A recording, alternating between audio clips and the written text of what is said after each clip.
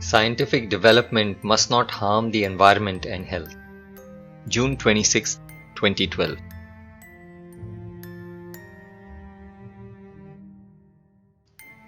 The development of all the limbs of a human being is desirable as it grows from childhood into adulthood. But the growth of each limb should be within proper limits. The growth of the finger should not be equal to the growth of the leg. Similarly, the development of science should not cross its own limits so that it doesn't cause harm to the global environment and the health of human beings. In ancient India, sages also developed sciences, but the sages were strong devotees of God. Hence, by the grace of God, scientific research and the development of technology did not cross its limit and pose any danger to human beings and the environment. For example, let's take the ancient system of herbal medicines called Ayurveda. All these medicines were effective in controlling the corresponding diseases. At the same time, they had no side effects which can cause further sickness. These medicines did not damage healthy tissue cells. The medicines actually improved the body's own resistance to the disease. Almost none of those medicines directly targeted the disease. Modern medicines, on the other hand, directly target the disease. As a result, the body's own resistance decreases and tissue cells also get damaged due to the negative effects of the medicines. What is the reason for this difference? The research in medical science in ancient India was carried out under the supervision of God. So undesirable directions and outcomes were naturally avoided. Today, scientific research is growing very fast, but it is happening without the supervision of God. Scientists are neglecting God and slowly becoming atheists who negate God.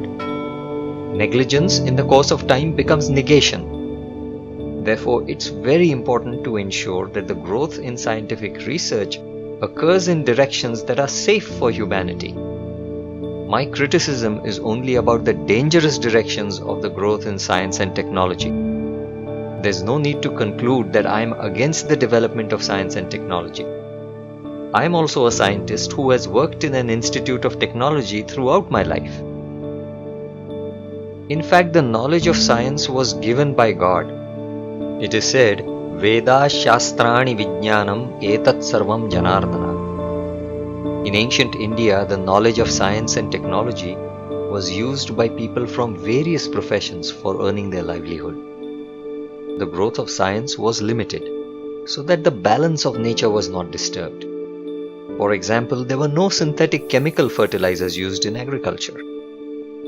Only natural fertilizers like cow dung, etc., and natural methods of farming were used. The knowledge that the crop requires fertilizer was known, but too much research leading to the manufacture of chemical fertilizers and pesticides was not done. Today, there's a lot of danger to health due to toxins entering the body from the present fertilizers and pesticides. There was no such danger to human health due to the use of natural fertilizers and methods in olden days. Therefore, in those days, research in science never developed in harmful directions, and that was due to the grace of God. Today, scientists do not even like the name of God. They think that God is unaware of science. When you neglect God, He keeps away from your scientific research and does not interfere. As a result, science has developed uncontrollably. It has developed in some good ways, but it has also developed in many very harmful ways too, due to the lack of God's supernatural control. Finally, this has disturbed the ecological balance. The development of industries using large amounts of energy from fossil fuels leads to global warming. Scientists predict that there will be a great amount of global destruction if the warming exceeds 2 degrees. Scientific development in a variety of fields using enormous amounts of energy has provided several artificial amenities to mankind. These amenities are thought to contribute to a higher social status.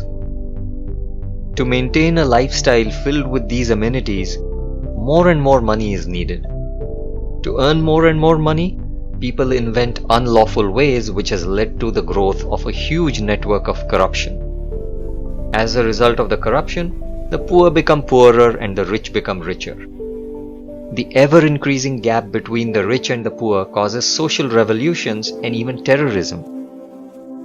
Corruption is sin, and it spoils the soul's life even in the upper worlds after its death on earth. The controlled growth of science in ancient India meant that people could live satisfied lives even with very few amenities.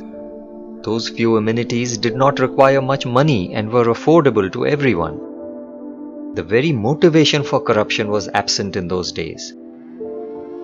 Today, scientists themselves have found that the excessive modern amenities we enjoy are responsible for environmental problems which are pushing us closer to global destruction. Thus, our analysis finally leads us to the uncontrolled growth of science and technology as the cause of this unfortunate situation. Such overgrowth of science leads to the negligence of God. When people neglect God, they commit all sorts of sins without fear. In ancient India, people were healthy and satisfied. Their development in science and technology was very little, and hence the number of amenities they enjoyed was also minimum. But those amenities could be attained by everyone easily. There's no need of much argument on this topic because there's a clear contrast between the people of ancient times and the people of modern times.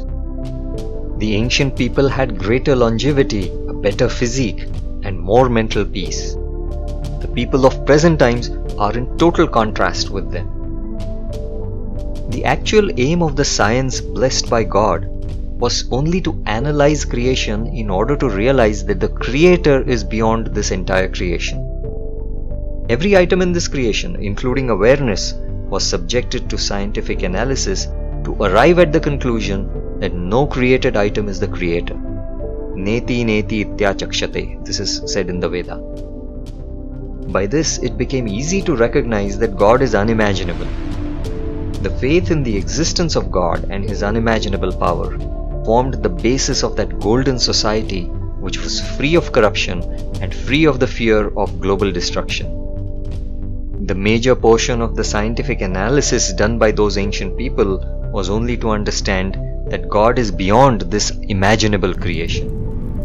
They understood that God being beyond creation is unimaginable and that He rewards the good deeds and punishes the bad deeds of all human beings using His unimaginable power. Lord Krishna says in the Bhagavad Gita that propagating divine spiritual knowledge pleases the Lord greatly. Jnana yajnena tenaham. Spiritual knowledge brings about permanent harmony and peace in the world. So join us in sharing this universal divine knowledge of Lord Datta and earn the highest grace of God.